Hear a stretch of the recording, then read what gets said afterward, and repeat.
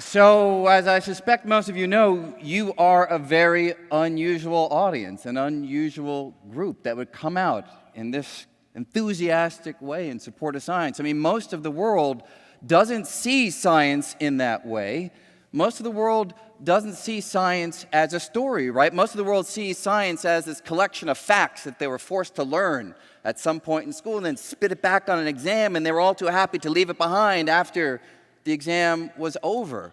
But of course, what could be more human than science, right? Science is about asking questions and observing, exploring the world to try to find the answers. And that's what we do, right? That's what we do since we are even little kids, right? There's so many stories that get that across, but let me just give you one to get things going. So, my son, he's somewhere out here. He's 8 years old, somewhere out there. There he is, right there, yeah, good.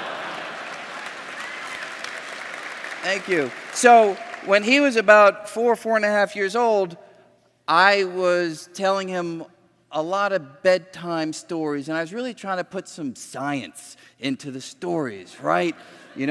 So I'd have all these spaceships flying through the universe, but I was always very diligent in saying, they weren't going faster than the speed of light.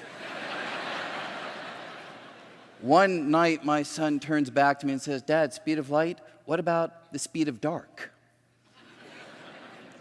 And it's like a thought I hadn't really had before. But you see, a young mind grappling with these kinds of ideas takes it to an unusual place. And just to be an equal opportunity parent, my daughter's also out there. And thank you, Sophia. Good. And, I have, for the last few years, been thinking about ideas that are unfamiliar to most people, the possibility of other universes, the multiverse. I mean, most of us were raised to think universe means everything to begin with, so how could there be other universes? And I say most of us with some forethought because my kids have heard me talk about this stuff all the time since they were really young. And Sophia, when she was 3.5, I was holding her one day. I said, "Sophia, I love you more than anything in the universe." And she turned back to me and said, "Dad, universe or multiverse?" Now that's how we begin, right? We have these open minds trying to understand everything in the world around us. But as we get older, right, we begin to deal with uncertainty. Like what Feynman was saying, how do you deal with a universe that you don't really understand? How do you deal with cutting-edge ideas that you don't even know if they're right or wrong because they're at the forefront and we haven't been able to test them yet? And I got a taste of how different people deal with that when I wrote The Elegant Universe back in 1999. It came out, it appeared on Amazon, and as you all know, Amazon is this wonderfully democratic approach where anybody can write a review of a book that they've read or haven't read.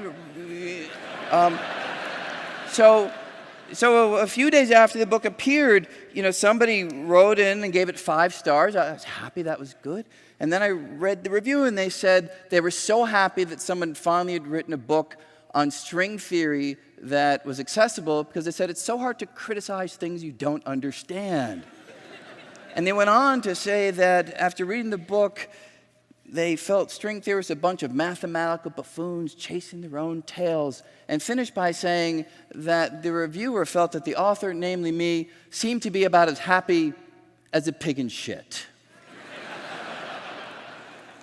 And what the reviewer was trying to say is, when you don't know if ideas are right or wrong, as it is with some of these cutting ideas about string theory and other things, there can be a deep level of uncertainty. And how do you deal with it? Feynman found it invigorating.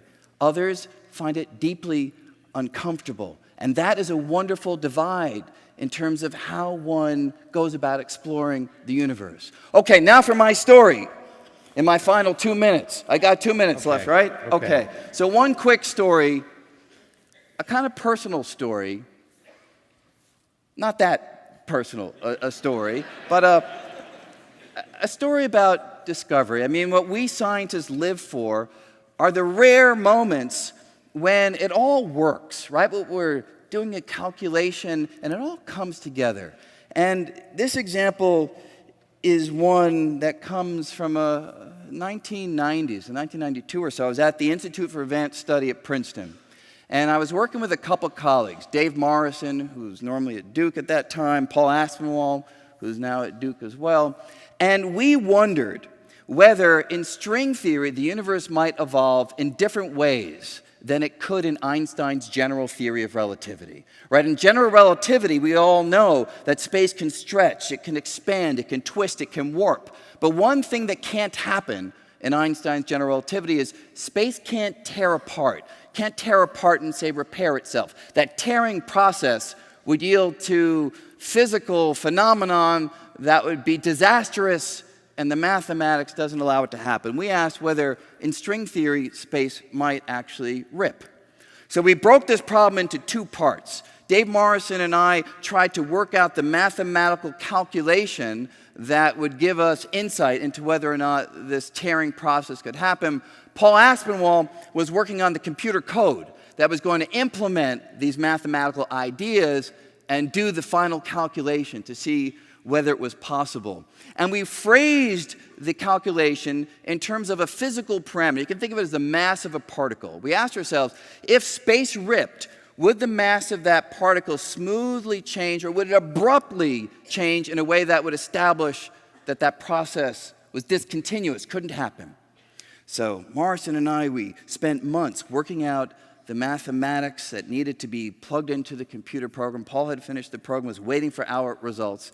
It was a Friday night in the Institute for Advanced Study, quiet, right? It's a very quiet place at night. And we finished up, and we wanted to put it into the computer program. So Paul, who'd already gone home, he called him up and said, Paul, can you come back? You know, we finally got it. We can put it in, and we can hit the button and see whether this happens. And Paul said no. It was Friday night, he wanted to watch TV, and he wasn't going to come in. He said it can wait until Monday.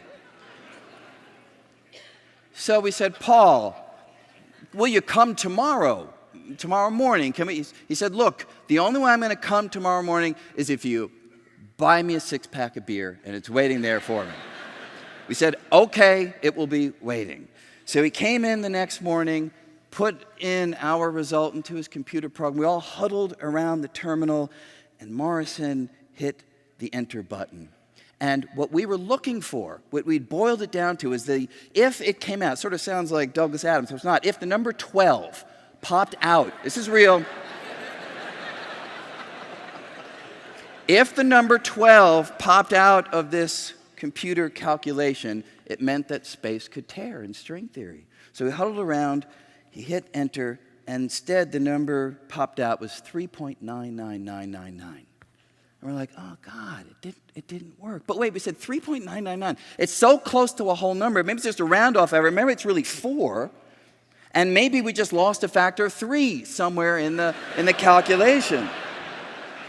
So we go back to the calculation, we put it up on the board. Lo and behold, we find the missing factor of 3. We put it back in, hit the enter button again, and out it comes 11.999999. That's the round off to 12, and it worked.